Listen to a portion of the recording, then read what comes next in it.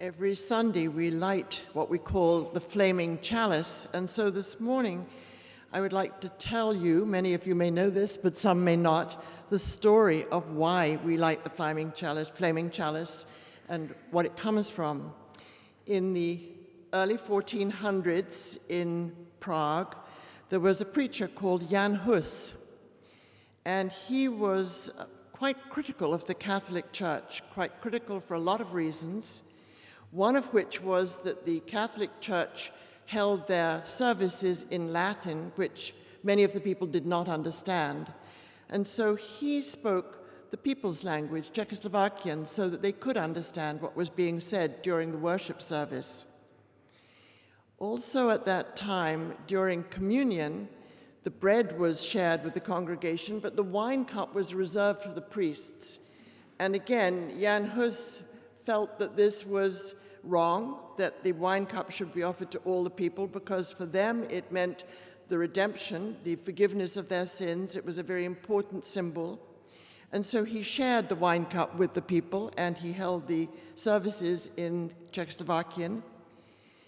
And for this and other things that he did and said about the Catholic Church at that time, he was accused of heresy.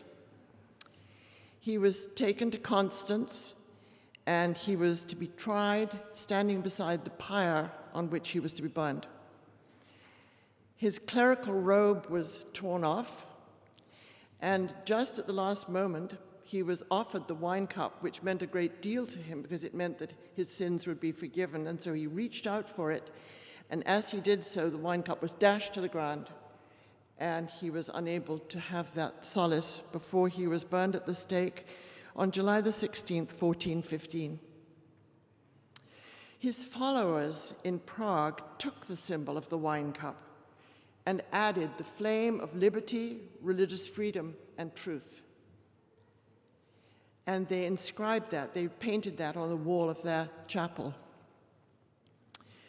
Forward now 500 years, after World War II, the Unitarians and the Universalists, who'd not yet merged, had service committees which were very helpful in uniting families that had been disrupted by the war in Europe. And they helped a man from Prague, who was an artist, be reunited with his daughter. He was extremely grateful, but had nothing to give the service committees to show his gratitude, so he gave them a drawing of the wine cup with the flame. And they were very taken by this, the service committees, and used it until the merger in 1962 of the Unitarians and the Universalists, and it then became an unofficial symbol for most of our churches and for the denomination as a whole. So we light the chalice, the wine cup, with the flame of religious freedom, liberty, and justice, and it is encircled by two circles representing the Unitarians and the Universalists.